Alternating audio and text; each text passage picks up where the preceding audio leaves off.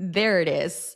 Hello, everyone. Now it's official. I need to admit that I'm really nervous because I have my mentor joining us today for a podcast. And it's pretty surreal because it's one of those times that you've like listened to them before in like other episodes and like other podcasts, and you never think of them on like your actual podcast. So it's pretty cool to have Dr. Laura here. Um, she is, I would say, like the brightest person I've probably ever met in my life. And she has been such a big factor. Like, if you've listened to my previous episodes of like me having like mental breakdowns in like all of them, like it's all her fault. So she's, this is such a great introduction. And I mean, she's fucking awesome though. Like, she has like a bazillion degrees. She's like, amazing, and I could give like a huge intro of like who she is, but I'm pretty sure that as soon as like everyone listens to what she has to say like on these episodes, like the degrees will speak for themselves. So welcome, Dr. Laura, and thank you for joining me today. Thank you so much. What an interesting introduction. I'm like, yes, I'm the reason behind. I'm the reason of the mental breakdowns. And it's also my honor. It's really beautiful to see the way that you transform as quickly as you transform, because it's rare. And it's how lucky your community actually is to have you as this guiding light. So I really, really hope to be as beneficial as I can be in this podcast. And if at any point, like, I have to say more about myself, I'm happy to. But a lot of times, I just really love to have casual conversations. And as you were saying, sometimes the knowledge kind of speaks for itself. There is nothing academical, nothing that everyone should know about me. The one thing that I always say to people, always check in if what I'm saying actually resonates. If not, put it in the trash can. You don't have to agree with anything. But I do believe that some things that we're going to discuss today might actually ping some deep, deep, deep, as I love to say, data points in you. So if you are one of those people, like, know that it's happening for a reason. Yeah, and it'll be a big mind fuck for everyone that is listening. Like, I don't have any other word for it, to be honest. And I just want to mention that it's really fascinating because I came across Dr. Laura's work because I was in another program, and it was really interesting because I remember that your name just like popped in. She, like, my previous container didn't really mention like who you were specifically, like not into so much detail, like everything you do.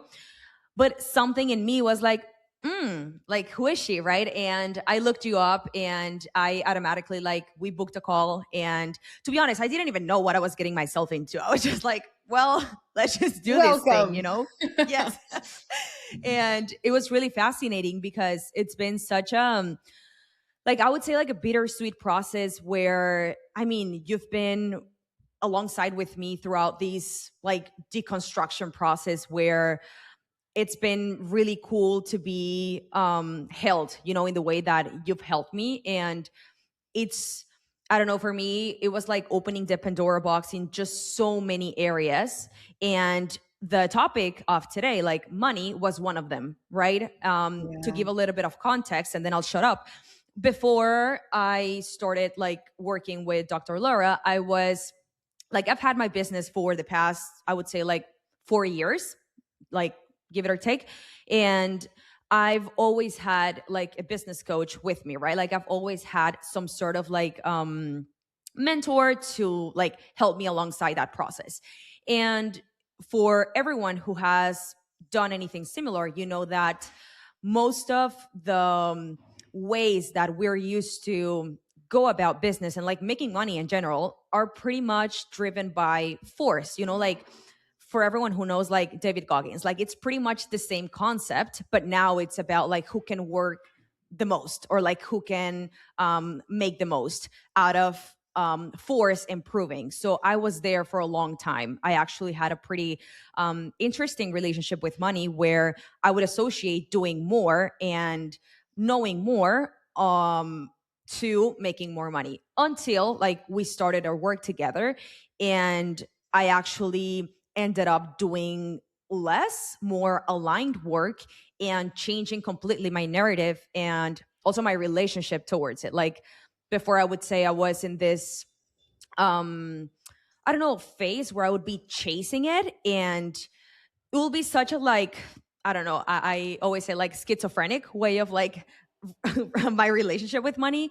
And it's really interesting to see how your inner work shape shifts the actual way of how you make money in a more aligned way.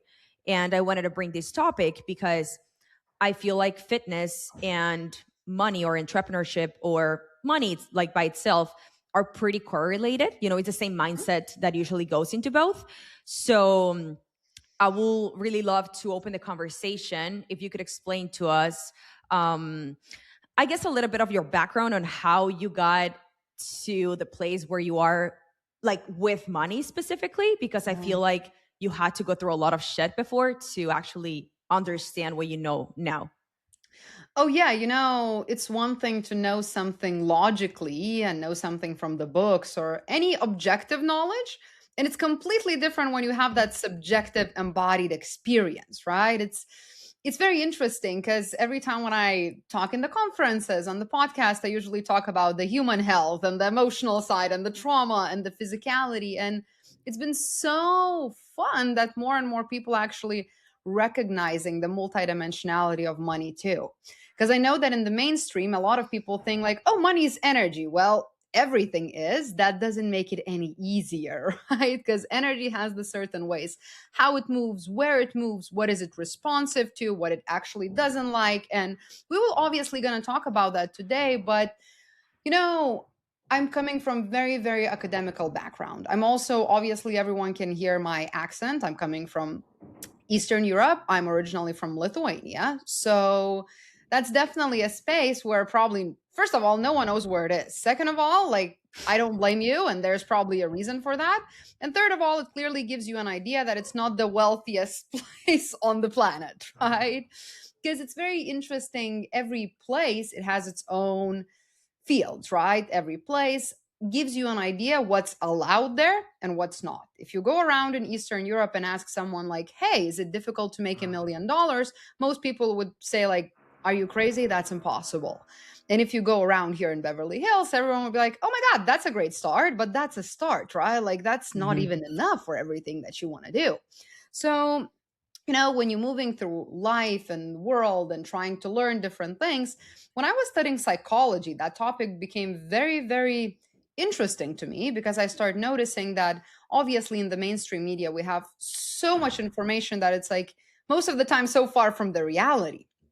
And right now, what used to be called manifestation, which is like if we talk about manifestation as a power of your mind, I believe in that. If we talk about manifestation in a way that it's like, oh, you have to just envision yourself having something and it's going to happen, this is questionable, right? And obviously, as with everything, mainstream media made so many hijacking elements to even the words that we're using. And now, when someone says manifestation, we don't even know what they actually mean. So, when I was studying psychology, we had this very, very interesting case of how someone was in full survival identity, survival state because they didn't have money.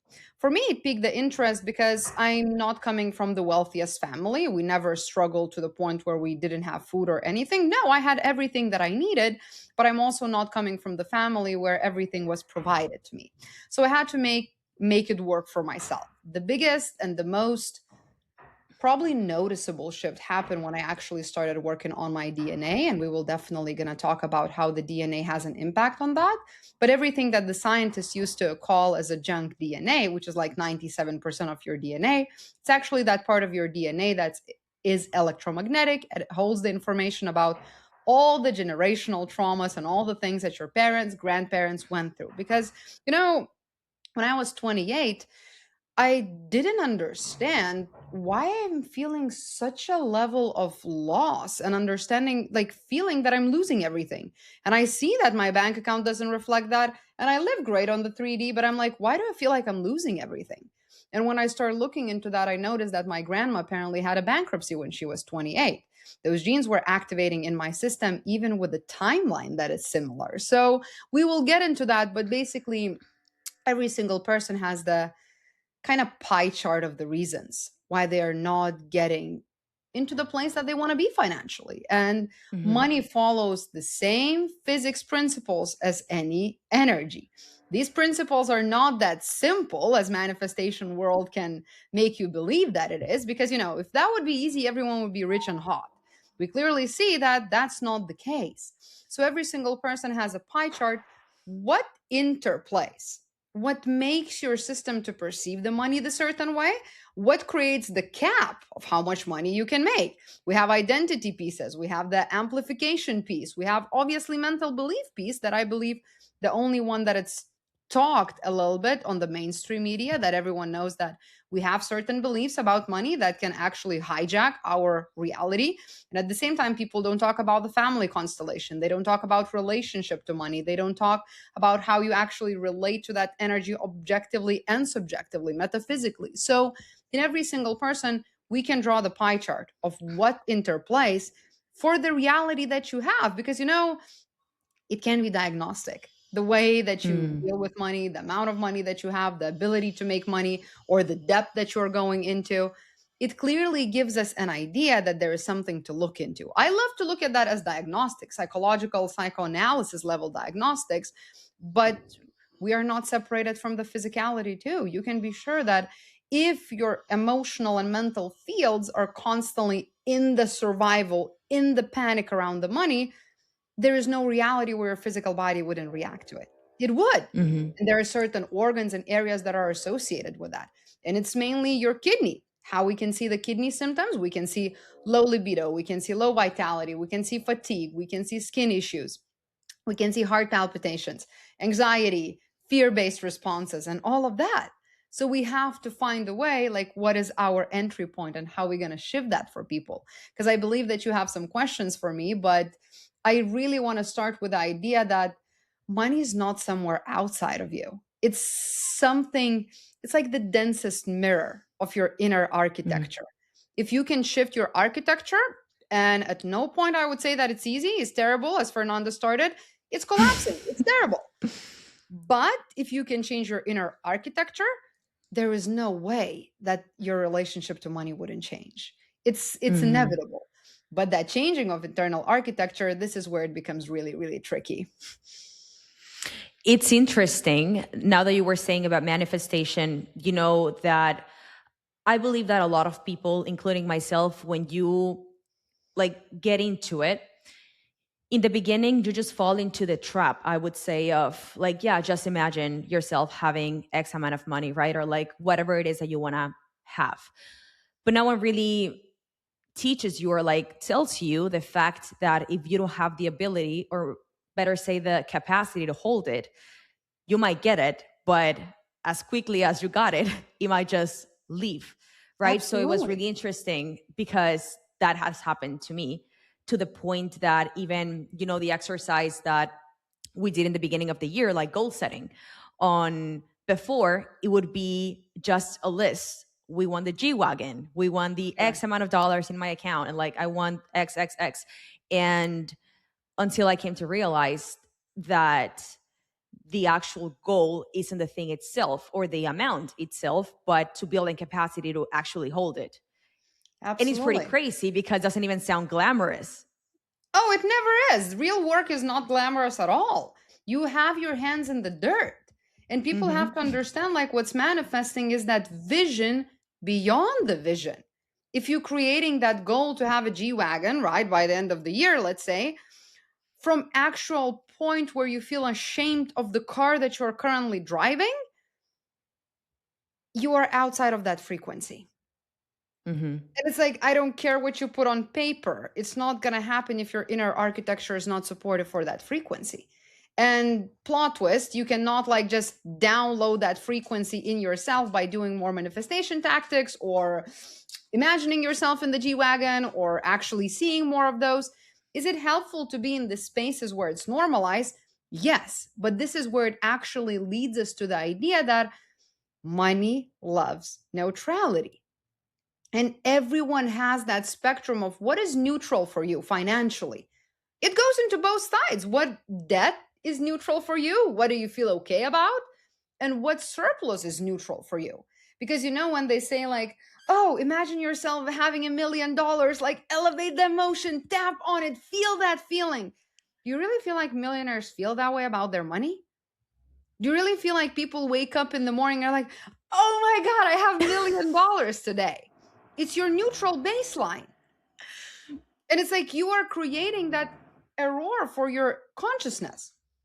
Your body thinks that it's like, oh, that was a spike of whatever it was. We're going to eliminate that right away. It's like so far out of neutrality range.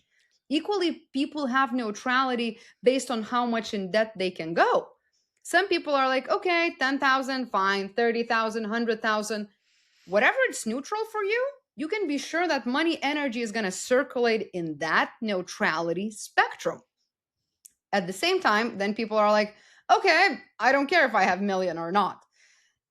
What's actually behind that is, again, that vision beyond the vision. If you don't think that it's like actually reachable for you, it's not.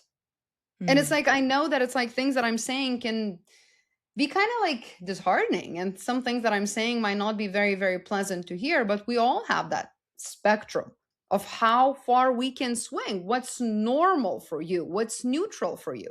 If it's neutral for you to get $10,000 a month, great. But every time when you will get like somehow randomly 13, you're going to collapse. Something is going to happen. Your car is going to start making the weird noise. Something is going to happen. Like apparently you owe some extra taxes now. Something is going to take that away from you. It's outside of your neutrality range. And equally, those people that they're like, it's so neutral for them to always like just pass by.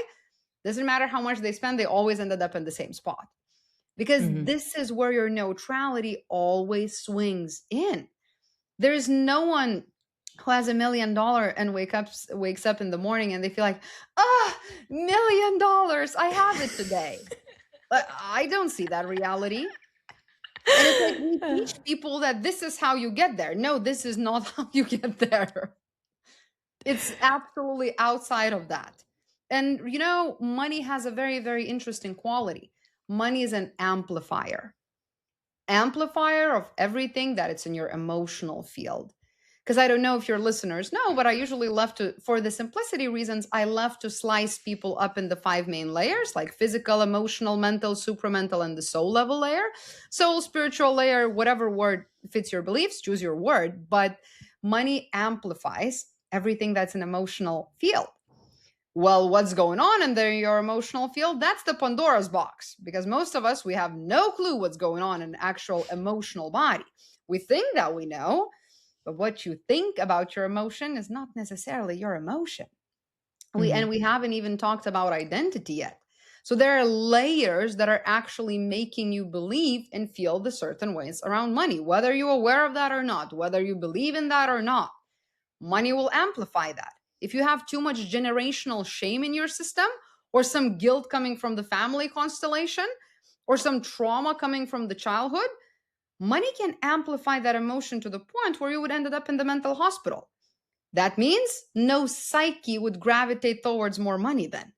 Your psyche would be like, nah, that's the cap. We are not going past 10K a month.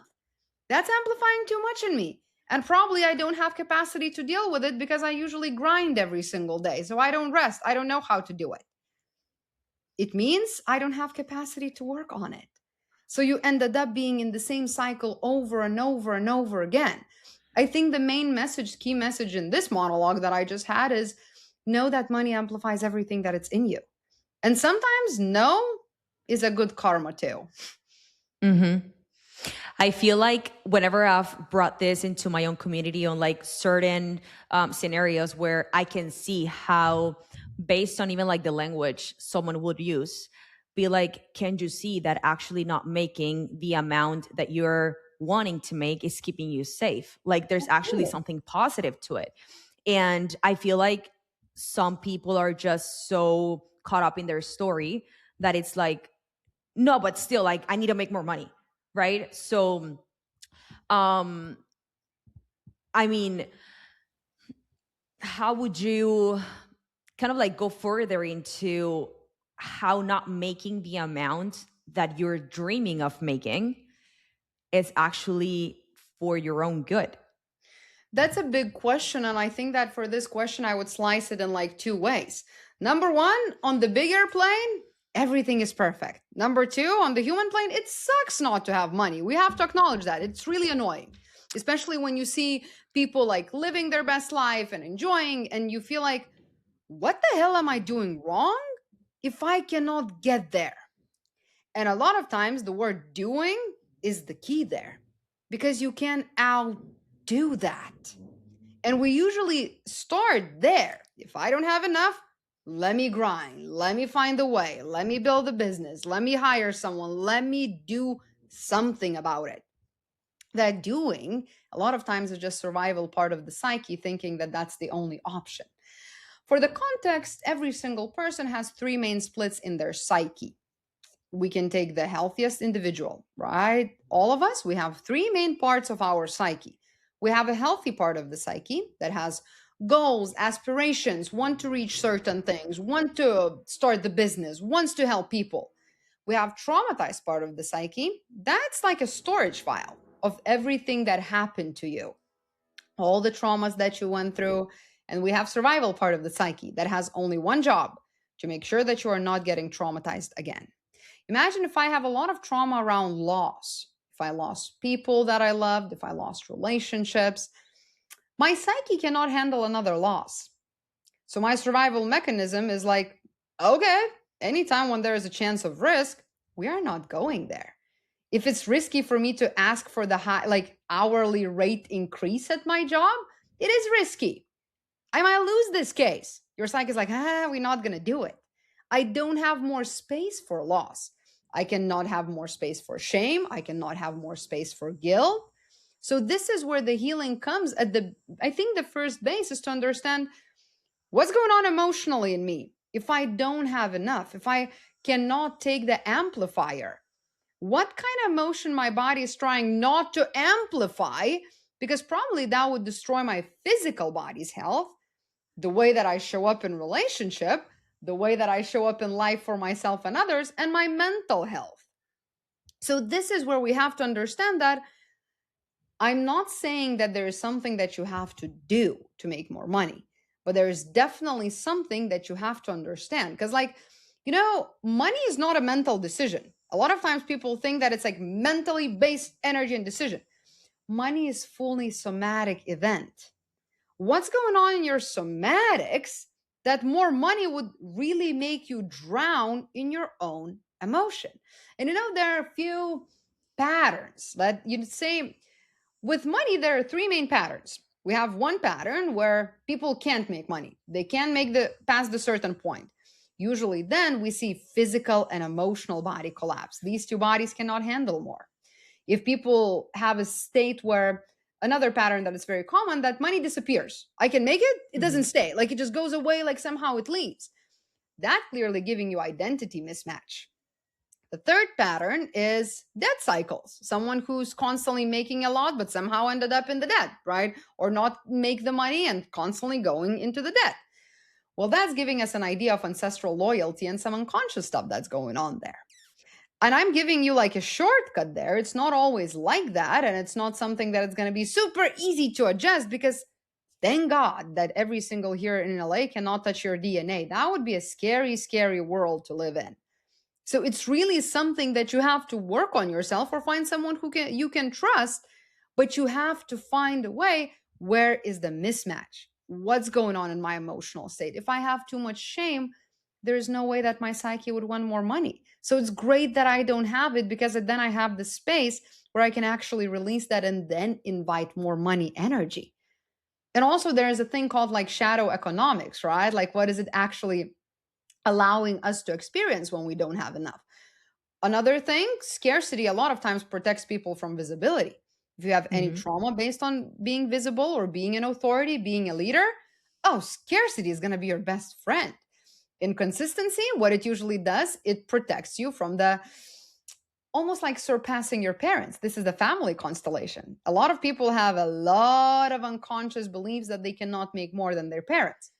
that clearly gives you an indication that you probably are not standing in the child spot where you're supposed to be, and you're probably in the partnership with one of your parents. And I don't mean that in any weird way, I mean that in the energetic way and more psyche level partnership.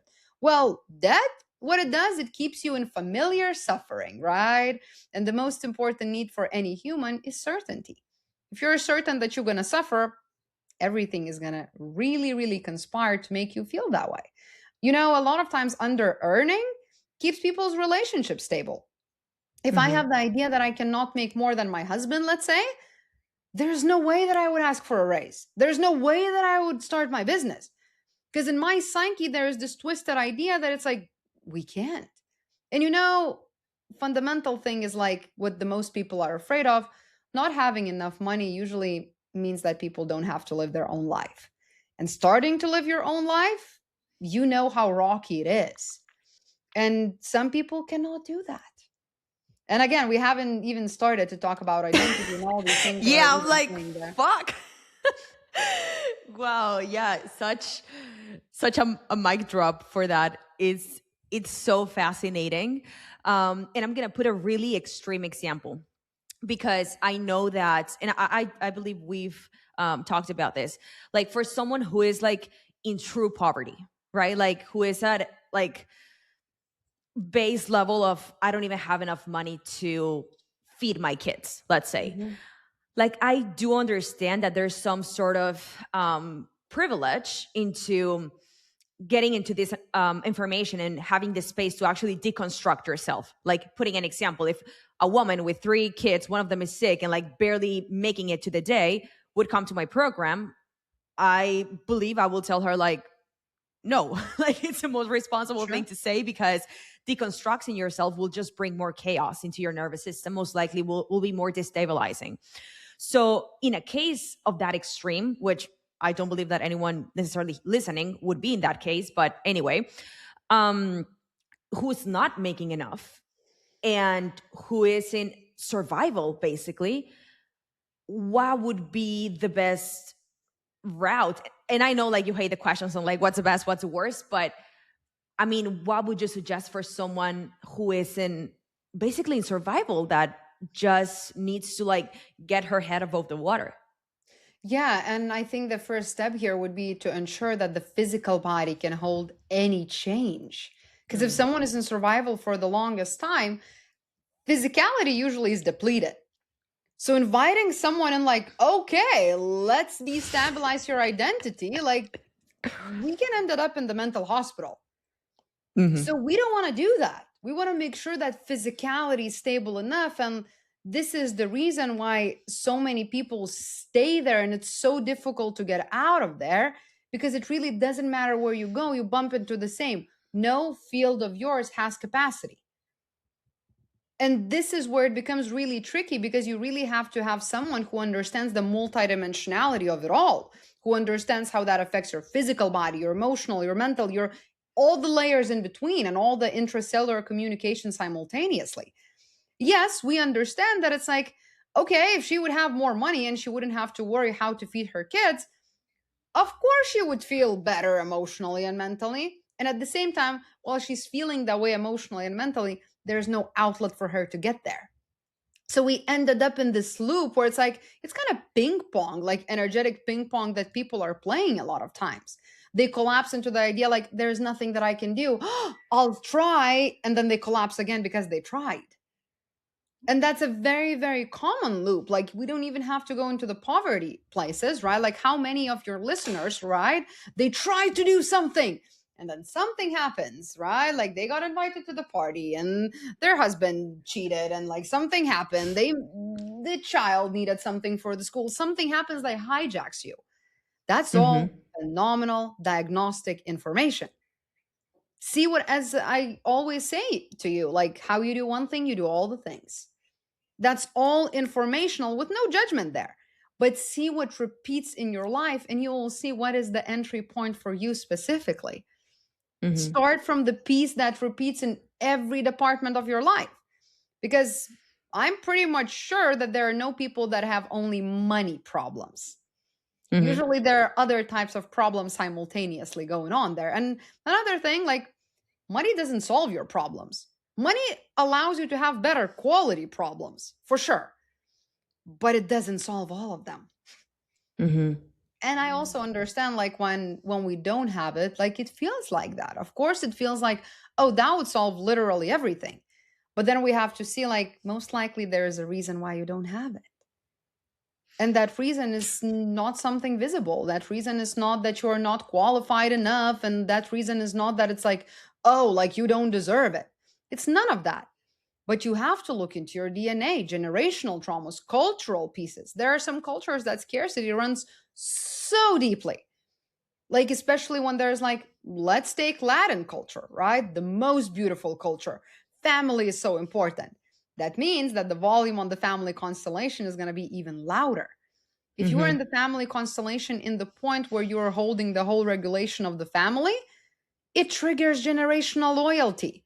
If you want to learn about more about that, like Bert Hellinger is a great source of it. Like, he talks a lot Mm-hmm. about the family constellations. But if you are the one who's actually holding the uh, all the field of the family, you becoming a millionaire, that triggers the whole family constellation. There is no being in this planet that would choose money over family if they're consciously aware.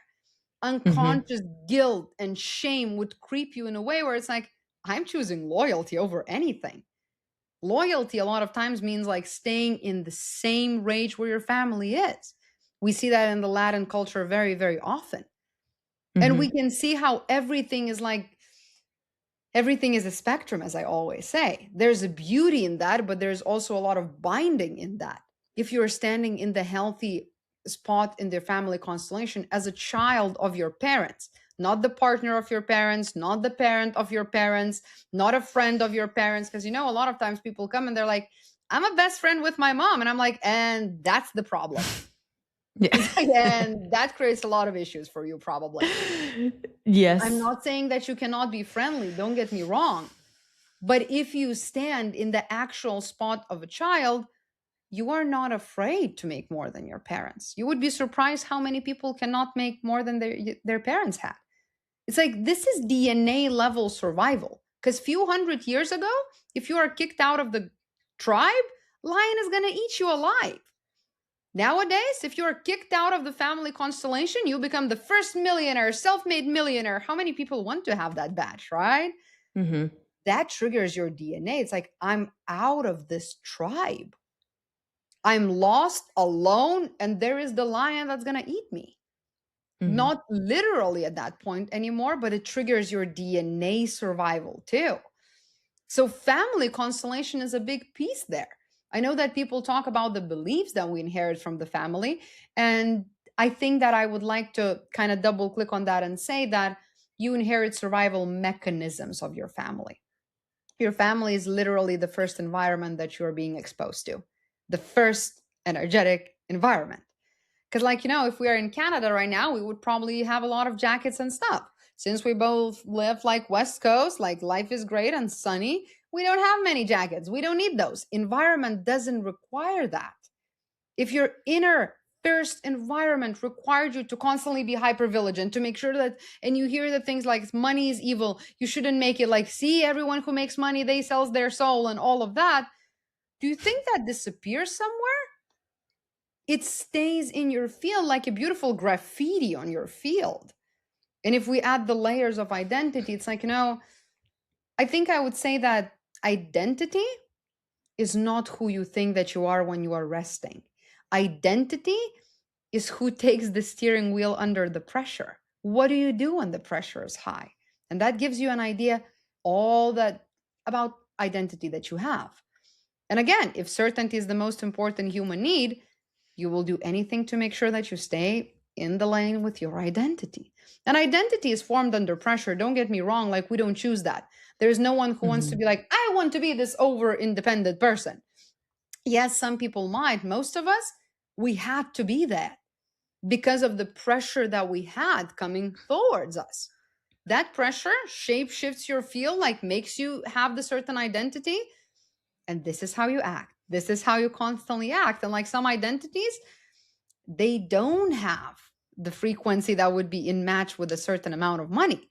Because, like, A lot of times people envision, and like really interrupt me at any point if you want me to stop, because you probably notice that I can talk about this forever, but No, we love it. always people usually envision that about money, we have to go from point A to point B, from having 10K a month to like 15K a month, from having $100,000 in my bank account to having $1 million, from having minus $10,000 in debt to like zero.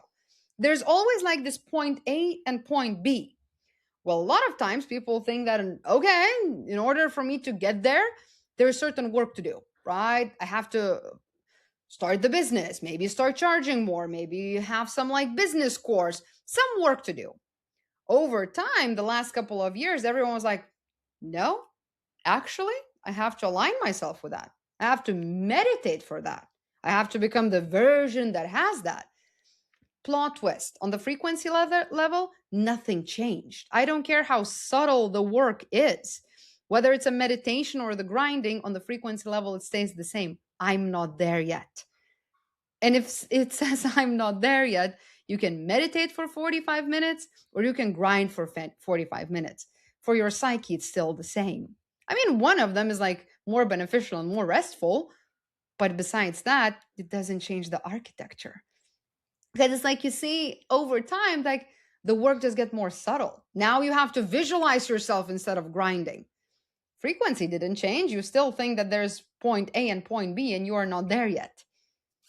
And, you know, I would be delusional to say, like, there is no point and point B. Like, yeah, this is what physics teaches us, but this is beyond this conversation to actually understand that there is no separation. But there are a lot of things in the way that create perceived separation there. It's really fascinating because, in like really simple terms, it's like the intention is the same behind both. Absolutely. It's just one looks prettier. One is like, and the other one effort, needs more caffeine to sustain. Yeah. Like one is like more fancier, more new earth kind of thing. And one of them is like, ooh, that's old. I don't want to grind anymore. And it's like, you know, like now it has this beautiful outfit of masculine and feminine. It's all about the same. It's all about the same. Money goes through all the 5 layers of you. Certain qualities of masculinity are required to have money. And I'm not saying that you cannot be feminine. That's great. But some women, actually, they also have a makeup that is more masculine too. It's great that you are able to hold the structure. Why you should be shamed for like having a structure that allows you to live your life? Because right now we slice people in two, feminine and masculine. Well, that's an interplay, and it's the same spectrum as we are talking about. It's the same spectrum in everything, and you can consciously decide, if you're conscious about that, how far to what side you want to swing on that spectrum. And every situation would require different place for you to stand on. If you are filling your taxes, if you are talking with like an investor that wants to give you 5 million for your business, please be in your masculine. Please know how to count. Please know how to talk. If you are, I don't know, planting the seeds and doing the herbalism and like want to bless your garden, go ahead, put that organic linen dress. That's great. But really know how to adjust yourself. This is what mastery is. Assessing every situation for what it is and seeing what part of me is required to be there. It's not this or that. That's all one big scam, let's say this way. I would love to, right now that you were saying about how our family basically will shape our relationship to money. You know, there's this avatar of people that would say, oh, yeah, my family has those beliefs, but I've healed them. Like, they're not mine anymore. Well, if you don't have money, they're still part of you. Yeah, like, and you see that, I mean, somehow they do live a good life, let's say, but you know that still they're struggling to make more money. So what's going on there? Like, how can you actually know if you've actually transcended them or like done the actual work, or that you've just convinced yourself of it, but in reality, nothing really has changed? See, reality responds to every layer of you instantaneously. There is something that we call in the physics realities like physicality's delay. Physical body and the physical reality doesn't move as quickly as your mental, emotional, and energetics, right? As I always say the same example, mentally and emotionally, we can be in the Fiji Islands right now if we want to. Physically, for us to get there, we would have to drive to the airport, take the plane, fly for 10 plus hours, unpack, and all of that. So, physical reality doesn't move as quickly as our energetics or the subtle bodies do. That's one thing to keep in mind. Another thing to keep in mind, like people simplify money to the point where it gets too far from the truth. Yes, you might work on your beliefs, but your beliefs are part of your cells. This is not something that you actually like, oh, I actually journal about that 5 days in a row and I think that I'm done. I wouldn't have a job if that would be that easy. I really wouldn't.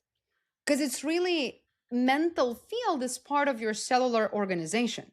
Every time when you're journaling and writing that, and nothing against journaling, I love that practice, your body already made probably like 20,000 new cells that still have the same imprint. So you mentally put that out on the journal, you feel like you worked on it, you're like, no, I will choose the word not spending, investing now. Your mind is like, cool, I don't see the difference. It's like, it's just the word. Is it important? Don't get me wrong, it is important, but that's not the only thing that it's important. Because there is a chance that you worked on your beliefs, yes, and probably you healed the layer of beliefs if you actually rewrited your cells and emotional field and the mental field electromagnetically. Yes, if you did that, great. Maybe there's ancestral trauma involved. Maybe it's in your DNA. Maybe it's your identity mismatch. Maybe it's the relation that you have for the consciousness of money. Because, see, money in general, and as every big topic has its own consciousness, right? Money, relationship, love, there's a split screen there. There's objective side of money and there's metaphysical side of money. Objectively, we have people that have $5,000 in their bank account and they feel like they're king of the world. They want to travel, they want to do everything, and they allow themselves to do that. And we have people that objectively have millions of dollars liquid cash available for them, and they feel like they're losing everything. So your relationship to money does not necessarily match your current situation, your current objectivity around the money, the actual count. There's a chance that your relationship with money is hijacked with a certain trauma. There is idea that your relationship to receiving can be hijacked by the certain trauma or certain experiences that you had. Maybe visibility, maybe receiving, maybe family stuff, maybe it's a family constellation stuff, maybe it's a fragmentation in your psyche. Maybe you have too much shame in your psyche and like money would like that, so that's why you don't have it. There's so many other elements that interplay there. And it's like, if you want to start with beliefs, that's a great start. But understand that it's like belief is not something that you can just constantly observe and write it down. It's part of your identity. It's like who you are for yourself. That doesn't change when you write things down. It can be a start, but I can guarantee that it's not the finish line. Because reality always responds. But reality responds to a combination of all the parts and pieces of you. And there can be a gridlock. I call it a gridlock of desire. When one part of you, your part of the psyche is like, I want more money. I can make it. I can do it. Let's go. And your DNA is like, absolutely not. Because someone 3 generations back actually had the bankruptcy and they know how the loss feels like. So we not even go there. When these two forces are met in your field, it's like in traffic, right? When everyone is going into different directions, like we have a gridlock, no one is going anywhere. So a lot of times we meet people that have those gridlocks in their field because of various reasons. And we still have to start somewhere, but know that your pie chart, your keyhole can look completely different than your friends, than your sisters. Because it's shocking for people to understand that like no children grow up in the same household. The order of the children, the family's financial situation, their family's relational situation, the family's health, everything plays the role. No one has the same parents, even you with your siblings. These are different things. For every single person, their pie chart of reasons, what has to be shifted will be different. For some of us, genetics might be the biggest factor. For other of us, mentality, family constellation, identity, relational recreation, emotional field, like decluttering of the emotional field, like, or anything in between. It's like, it's silly to That is think really that it's like, crazy. people think that it's like, I will change this belief. I will stop thinking that people who have money are bad and then I should have money, right? Who told you that? It's really like, if that would be easy, everyone would be rich and hot. Hmm. And you see, like, money, fitness, time, they share the very, very similar thing because they're all about resources, perceived availability of resources. Like money and time, this is like very much like underlying frequency. How do I perceive my availability of any type of resource? So it's really like fitness would go into the same pool. There was one time that we were doing sort of like an exercise that you asked me, how would I feel if you just out of nowhere gave me like $50,000? And like you go by the emotion that it would make you feel. Can you explain that? I think that was really cool, really Yeah, fascinating. it's a very, very simple way to see what is that underlying, what is that vision beyond the vision, right? Like that point from where actually you co-creating your reality from. Because if you ask someone, it's like, okay, how would you feel if I give you like $50,000, no strings attached? Most people would say that it's like, oh, relaxed. Oh my God, so much tension is gone. It clearly gives you an idea that what you're operating from is tension. Well, you creating more tension then for yourself. Whatever feeling you feel there, it gives you the baseline where you constantly try to co-create the money from.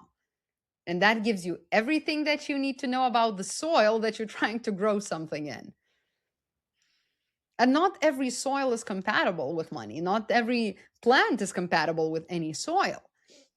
It has to be adjusted. And that adjustment process is personalized for every single person. Because it's really, if I ask that question and someone says, like, oh, I feel so relaxed right away. Well, can you imagine how much tension is there all the time when you are not aware? And you're trying to create the Hmm. business from that? It's difficult. You can create something, but you will reach the limit. Hmm. And that limit would be different for everyone, depending on their family and their identity and all these things in between. Just as you mentioned, I think that when you realize all of these things, and even I think for the people listening, there's a lot of like aha moments that could bring with them the question on like, how the fuck do I even start? Like, where the hell do I even begin? Because there's so many things. It's such a like a big pool of things that might be interfering with it. And I know that we cannot just like name, just as you were saying, right? Like 5 things that you can do today to like manifest it right away. But um can we, I guess like we can use some of the questions to kind of like explain a little bit on how to like start navigating it, because I do feel, and from my own experience as well working with you, I don't even know if it's a process that eventually ends. I do believe it's like a never ending continuous thing where you end up just discovering more things. um but just for the sake of like giving a tool, I guess, or like some sort of like consciousness where people will be like, oh crap, now I get it. Like now Yeah. I understand why I am where I am. See, first of all, to answer about that never ending element, it's healing is like any type of healing, financial issues healing, your physical body healing, your emotional body healing, like spiritual healing. It's like climbing to the Mount Everest, right? It doesn't mean that you're going to start and ended up at the peak. There will be pit spots. There will be the campsite where you're like, okay, we're going to stay here for like few days to make sure that we can recuperate. I'm hanging out with all the friends that are climbing together. And when I'm ready, I'm back on the climbing again. So everyone is on the journey. You just don't know at what spot they're on right now. No Hmm. one can tell you like when it's time to go, when it's time to stop. You decide when to stop. And some people reach the point where they're like, I feel good enough where I'm going to hang out here for a year, 2, 3 years. Then they can resume and start climbing again. There is no rush there. There is no urgency there. But everyone can decide how far and how deeply they want to go. And obviously, as we say, every goal has the price. You are willing to pay the price, or you will reduce your goal. So it's like the choice is yours. So if you really want to fully track the all money financial patterns, there is a price to pay. There's identity destabilization. It's looking into all the traumas. It's looking into genetics. It's working with someone who can understand that. It's actually seeing the multidimensionality and vastness of this topic that is destabilizing itself. If you don't want to do that, there are tools that can make you feel better, like as we talked about journaling, let's say, as we talked about some visualizations. These are practices. I have nothing against them, but you have to know that they are limited. So it matters what kind of goal you have. And again, every goal will have the price.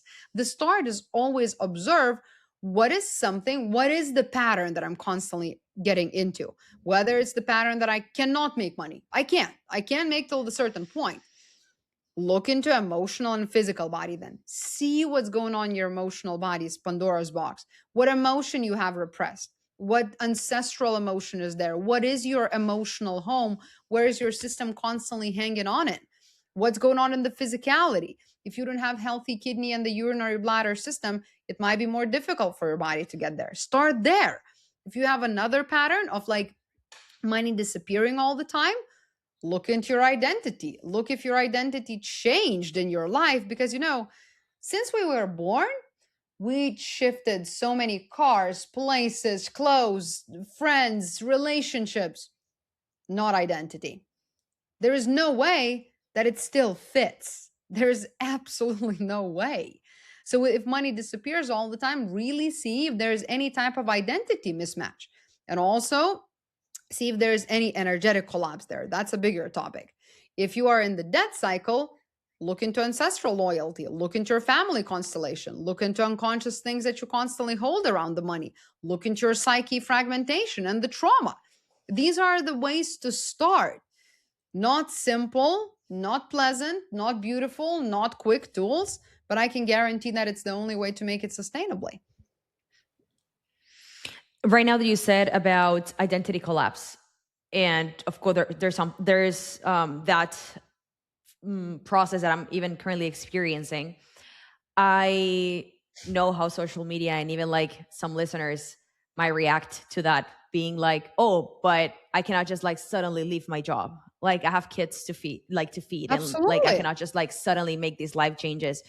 Identity is not external. Like, see, if you need something external to happen to change your identity, that's the whole problem.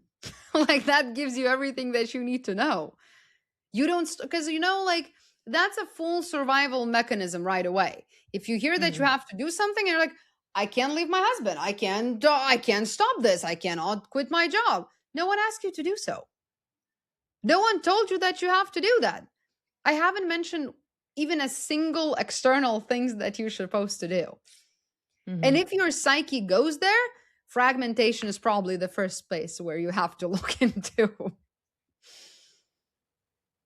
Because it's really giving you an idea that people are like outsourcing that right away. Where it's like, well, I cannot leave my husband now. I cannot quit my job now. Who told you that you should?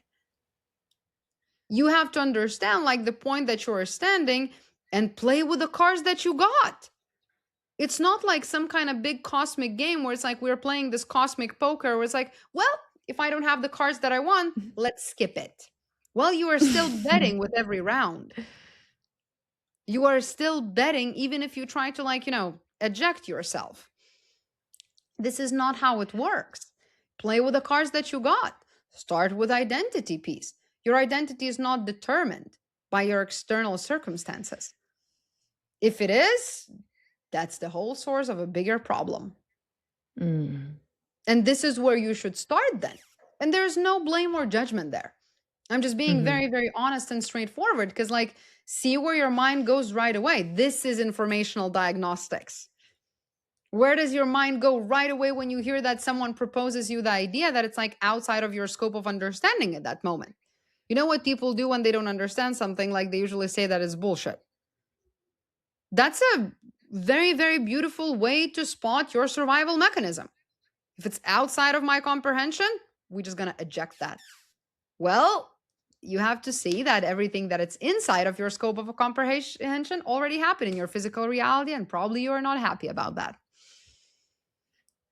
It's fascinating how, just as you said, like you haven't even mentioned any like some sort of like tool, like go to this therapy or like do this energy thing. And there's just so many answers that you can get by just actually observing. Oh, And I absolutely. mean, that has been like even our work, right? That I'm telling you, like, what the fuck? Like all of these things that are going on that I'm now becoming aware of. But it's just crazy. The amount of things that are constantly happening and it can give us information, it's beyond comprehension. It's enough to observe someone for like an hour in your random day, like just regular day. And I can disclose you all the things what are keeping you from making money. You don't even have to go to the bank. You don't have to pay for anything. Observe someone well enough, and that's it. Obviously, life when you like walk around these like with these X-ray glasses is kind of difficult, like, but at the same time, it's the greatest tool. Learn, observe yourself, and learn from what point am I acting? Who's in the driver's seat of me right now? And whoever is driving your vehicle, you know where they're gonna end it up. If you living your life from the survival part, the one that protects you from trauma, yes, you might not experience many massive traumas if you're lucky enough, but thriving and surviving are not the same things. Those frequencies are not exist in the same quadrant. So if you're constantly doing everything from the survival, and like when you hear this topic and you're like, I can't leave my husband, I quit my job, I cannot, thriving and survival, they don't live in the same quadrant. And it's like the point that you are starting to do something from, that determines the result. It's like I always say, approach yourself with curiosity. So much diagnostics can happen, like, and so much information is there in every single second of your awakened day. It's fascinating. And at the same time, it's terrifying to understand of like how much of myself I don't know. And how much of our lives we lived from the point that we didn't even know that that exists. And it's like, mentally, it's very much common to hear that it's like, oh, do everything correctly and life is going to be perfect, right? This is not what life is about. People want to have a black belt. They want to have a mastery in a week, in one manifestation technique, in 1 week of journaling, in 2 weeks of going to the gym. Every goal has the price. And the price of sustainable financial freedom is the inner work. And you don't have to be ready for that. You don't have to do it now if you don't want to. But it's a sustainable way to find what actually belongs to you. But if you're operating from the family constellation that you not standing in your own spot, from the identity that was formed like 15 years ago when you lived somewhere long ago, from DNA traumas, from your relationship with receiving being hijacked, from the emotional grief that you have from like your grandmother, from the fragment beliefs, fulfillment is not there. Fulfillment can only happen when we are creating something from the healthy part of the psyche. And as I always say, like most people that I meet, that I shouldn't say that way, not most people that I meet, but most people that come into my office, right, to work with me, usually you see that traumatized and survival parts of the psyche, they're walking together, and healthy part like smoking on the bench somewhere 15 years back. It's not even participating in their life at that point. So yes, desire is for everyone, but sustainable financial material wealth, it's really the deep inner deconstruction and rearranging of the architecture. It can happen quickly. It can take a long time. It will take as long as it takes. And you know that I'm not the person who's going to tell you that it's like, oh, it's going to be great in a week. Like this, let's do one thing, exactly one thing for you, and everything is going to be great. Life is way too complex. Yes. Yes. And right now that you were saying like it won't happen in a week or in a month, I would say like sometimes even it won't happen in years. And I Mhm. feel like that's a really hard pill to swallow. Yes. But see, sometimes you can start seeing the shift in a week, in a month. Hmm. It might not be the shift because sometimes people like they underestimate that they're creating the soil for their whole life. They think that it's like, oh, if it doesn't happen like next week, it means it's not working. If it doesn't feel pleasant, it's not good. Dude, have you ever tried chocolate or chips? It's not good. It tastes great though. Hmm. And it's like, have you ever tried like plain air fried chicken with rice? Doesn't taste good. It's pretty good for you though. It's the same Hmm. with everything. A lot of times when it's like dressed in something phenomenal and so yummy and so delicious, most likely it's not that good for you in the long term.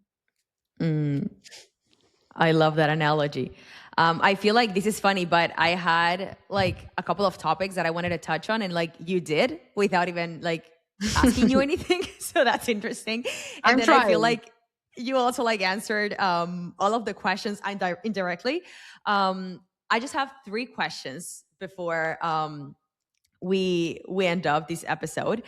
The first one, just regarding to, there's these belief that for people that tend to make money but not enough, or they make but it ends up leaving on, I just must save more or have my Excel spreadsheet like putting everything that I spend, like bubblegum and stuff like that. Yeah. What's your input on that? I mean, no one saved their way up to 1 million. That's the only thing that I would say. You won't be able to save your way to wealth. You can say, like, and don't get me wrong, I don't think that people should be delusional and just spend. And it's like, just embody what you would feel like if you have 5 million, just spend like that. No, that's delusional too. Keep one eye on reality, but really assess in that moment what is the most beneficial thing for me. And sometimes the most beneficial thing is have that piece of chocolate or chips or pizza or Hmm. whatever. And sometimes the most beneficial thing is to be like, you know what? I will add that to the fund that I'm trying to replenish right now. Play with the reality. That's all there is. It's one big game. But learn the rules and learn where not to touch because you're going to get your fingers burned. So really try to see in the way where it's like, what's important for me to actually count and what's not. Is not drinking that coffee today is going to make you a millionaire? Most likely not. Because most likely, if you have to count that, we are not on that track.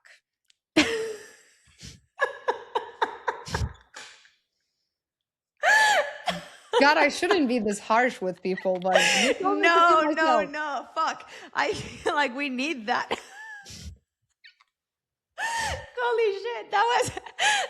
That should be like a t-shirt, Yeah, like an opening thing, for a sure. motto. No, I love that. It's so true though, but I do see that. And I mean, this is coming from the worst person. Like I don't track shit. Like I don't count my coins, right? Or I don't save even. But I constantly see that. It's like, oh, I'm struggling with money, so might as well I should be more careful on my spending, and like I should be tracking everything on my spreadsheet. And it's like, Yeah. it I like, mean, you add are you? another Excel sheet, but that's about it. And it's Yes. really, yes, you should be, again, like one part in reality. Don't overspend. That's not healthy either. That's not going to make you Hmm. wealthy too. But at the same time, see what's valuable, what's not to count. I wouldn't count the coffee, but like probably if you're buying a house, keep that in mind. How much is it going to cost? Yes. So it's really like there are just different things that matter differently for obviously from different walks of life. It's also different. Oh shit. Oh, oh yeah, I agree. Damn. My next question: what's the stupidest advice you've ever been given related to money? Ooh, that's a good question. I mean, they're also stupid. Um, Probably the one that you can really just visualize and that you're gonna have everything. I've been that Like person who, meditate your way out of yeah, like meditate poverty. your way to it. Like that was probably like God, I missed so many good investments from that. Wow. It's really one. And also, I grew up in this space where like my mom used to tell me that it's like, you have to save for that, like those worst days that's gonna come. So That's a good one. that's also a pretty bad example, the way to live your life. Because if you're saving for something bad to happen, you can be sure that it's gonna happen. Because you're This preparing is a big yourself for that. thing. It's a big thing I see as well. Like I'm being overly cautious just because what if I need it eventually? And that was my like my first thought whenever I actually read that within my community, and I'm like, I mean, gotta make sure you actually like make it happen, right? Uh-huh. But yeah, that's something super common as well, like saving for the emergency that it's gonna Yeah. happen. And it's really like everything that it's based on like saving. I mean, like that word itself, it's like, again, have savings, have money, that's all great. But you're not gonna save your way to the point that you want to be at. Like this is not Yeah. how it goes. It literally takes you into different direction. Hmm. And on the opposite side, what is the best advice you've ever been given or you've given to someone else? I think one of Can the be best, both, actually. yeah, I think one of the best advice that I heard is actually like, don't take that advice from someone who doesn't have the result that you want to have. Hmm. It's like, people are saying that it's like, oh, like, do you trust that doctor that is obese, like for your diet? Most likely you shouldn't. But equally, most likely you shouldn't listen to like 24-year-old girl on Instagram that made her work her way to the millions with manifesting. It's like, is it possible? Yes. How big of a chance that is? Not very likely. So it's really, always remember that, like, find someone who has the result that you want and ask how they get there. Every single person that got there in the rightful, heartful way, they will be more than happy to share. If someone, like, if someone just got there as a fraud, most likely they won't tell. And that's probably not the example that you want to follow. Hmm. So it's really just find someone who has what you want, the body that you want, like physique wise, the amount of Hmm. money that you're trying to make, the business that it's like aligned in a way that you want to have yours. Ask them questions. No one person who actually made their way to the top would withhold the answer. If they withhold the Hmm. answer, they are not at the top. And would That's that be the best advice that you've given even someone, or like that you would give to someone?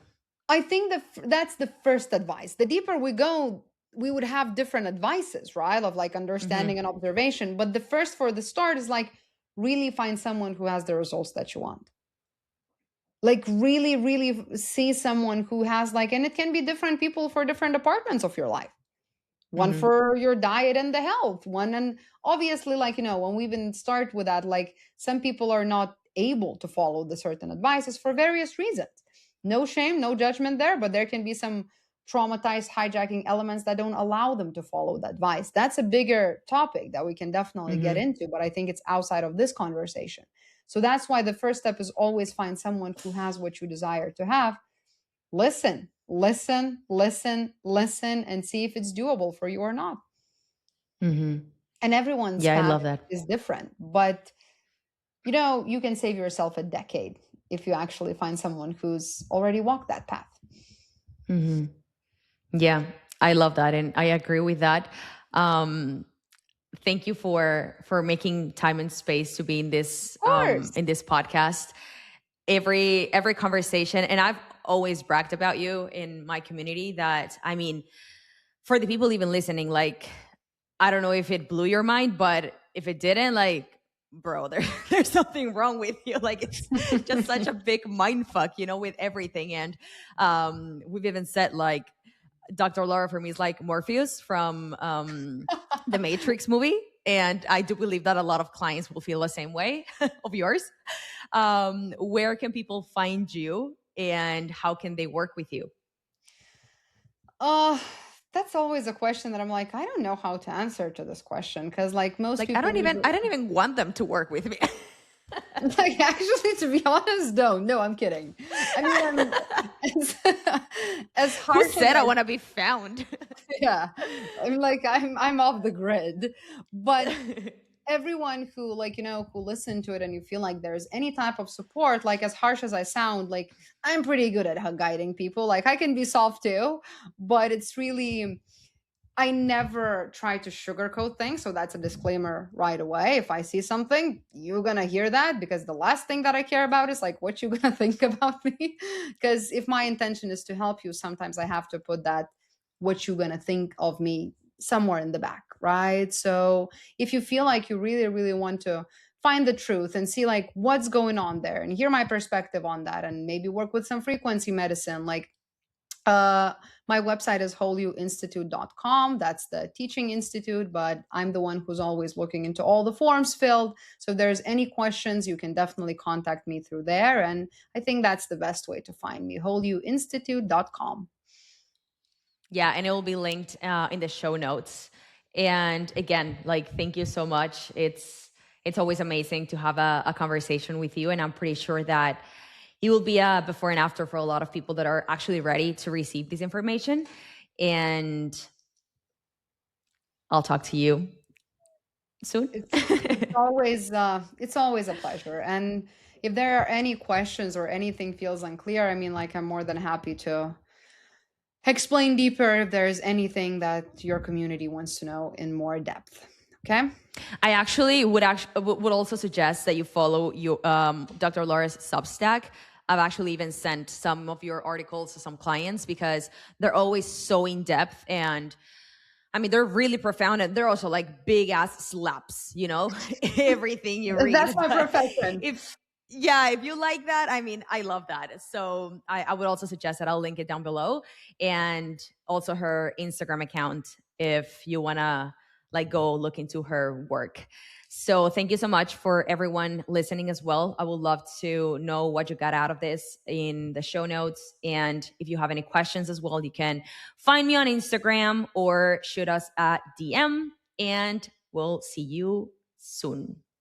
Thank you.